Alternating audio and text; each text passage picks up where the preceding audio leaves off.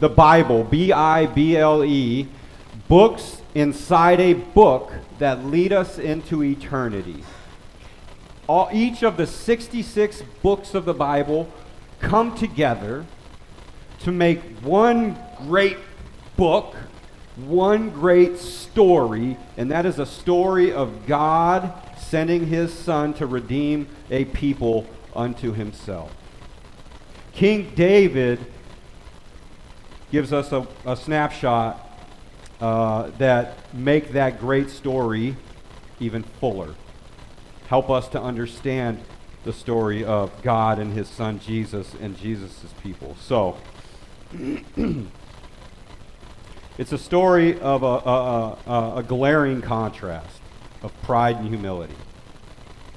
It's a story of King David and his wife, Michal.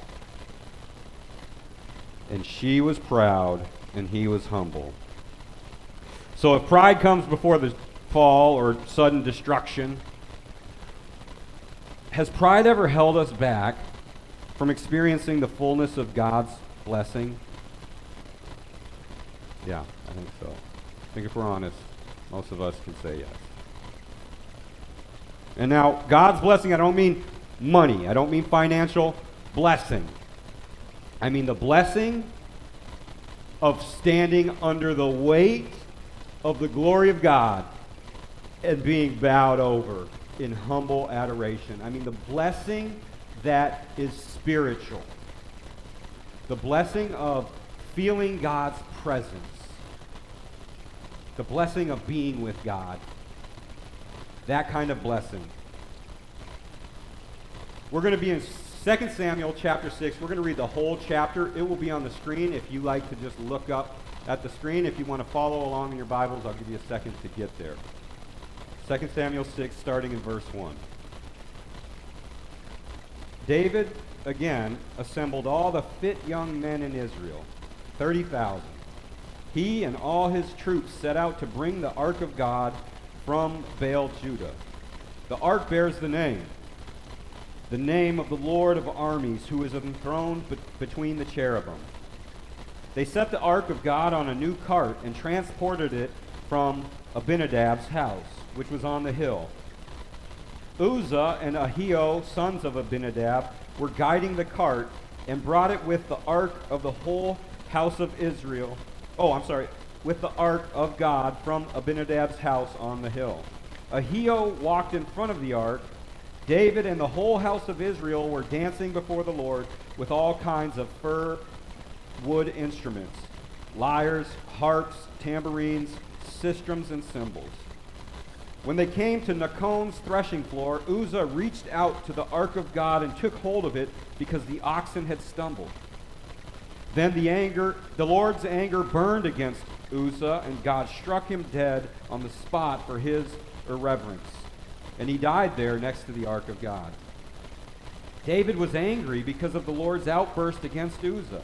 So he named that place Outburst against Uzzah, as it is today. David feared the Lord that day and said, "How can the ark of the Lord ever come to me?" So he was not willing to bring the ark of the Lord to the city of David. Instead, he diverted it to the house of Obed-Edom of Gath. The ark of the Lord remained in his house 3 months, and the Lord blessed Obed-Edom and his whole family. It was reported to King David, "The Lord has blessed Obed-Edom's family and all that belongs to him because of the ark." So David went and had the ark of God brought up from Obed-Edom's house to the city of David with rejoicing.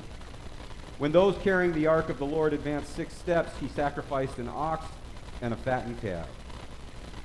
David was dancing with all his might before the Lord, wearing a linen ephod. He and the whole house of Israel were bringing up the ark of the Lord with shouts and the sound of the trumpet. As the ark of the Lord was entering the city of David, Saul's daughter Michal looked down from the window and saw King David leaping and dancing before the Lord, and she despised him in her heart. They brought the ark of the Lord and set it in its place inside the tent David had pitched for it. Then David offered burnt offerings and fellowship offerings in the Lord's presence. When David had finished offering the burnt offering and the fellowship offerings, he blessed the people in the name of the Lord of armies.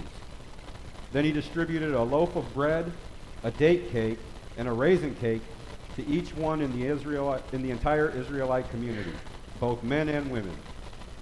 Then all the people went home. When David returned home to bless his household, Saul's daughter Michal came out to meet him. "How the king of Israel honored himself today," she said. "He exposed himself today in the sight of the slave girls of his subjects, like a vulgar person would expose himself." David replied to Michal, "It was before the Lord who chose me over your father and his whole family to appoint me ruler over the Lord's people Israel. I will dance before the Lord, and I will dishonor myself and humble myself even more. However, by the slave girls you spoke about, I will be honored." And Saul's daughter Michal had no child to the day of her death. Just this little snapshot, 3 months of David's life. You see why I try to narrow it down a little bit. Just so much here. Let's take a look at what happened. The chapter starts off, they're bringing the Ark of the Covenant to Jerusalem. Inside the Ark were sacred items. On top of the Ark was the winged cherubim, and the God's presence was symbolized as resting in between those wings. And so they're carrying the Ark not the way they're supposed to. It's on a new cart, which is great, good thought, but it's some oxen are carrying it.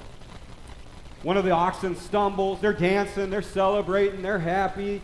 One of the oxen stumbles, and Uzzah is next to it, and by instinct just reaches over to touch it and stabilize the ark and drops dead on the spot.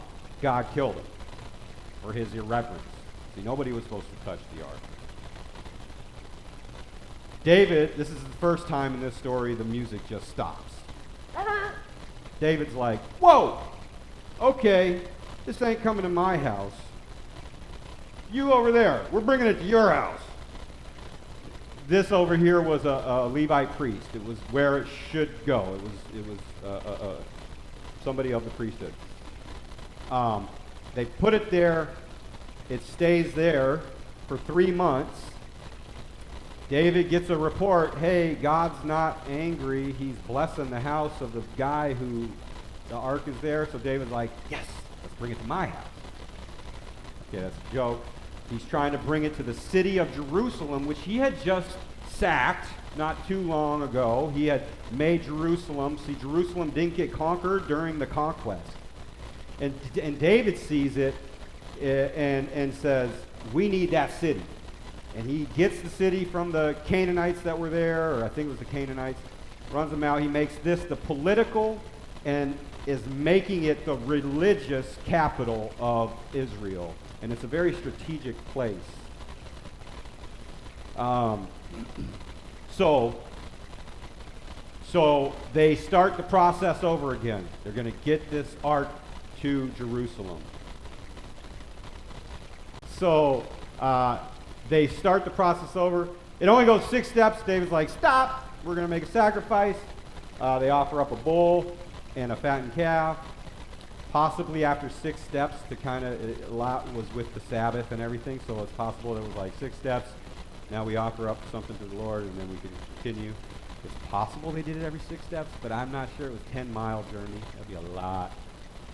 But it's possible. It just doesn't, even the scholars don't tell us. So anyway, they offer up the sacrifice. Now the priests are carrying it the way they're supposed to on these bars that are through these loops that God had told them how to carry this thing long ago when he told them how to make it. And so they're doing it right this time. They did their homework a little better. They get it. They get to Jerusalem. Michal, who is, if you guys remember Saul, King Saul, it's his daughter. It's David's wife. Now, King Saul was the king before David. King Saul did not please God, and his kingdom was taken from him and given to David. But Saul's daughter, Michal, is David's wife. She sees David dancing around in this priestly garment. He had taken off his his kingly attire and chose to put on his priestly. He was showing, look, I'd rather serve in the house of the Lord than pretend to be served by the Lord. And I'm thinking he might have been saying to people, look, before the King of Kings, I'm just a servant. The real king, capital K, is coming to town. And Michal didn't like that.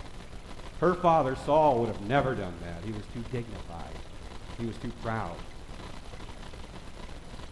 So she sees it and she's ashamed. She blushes. She despised him in her heart, she just says.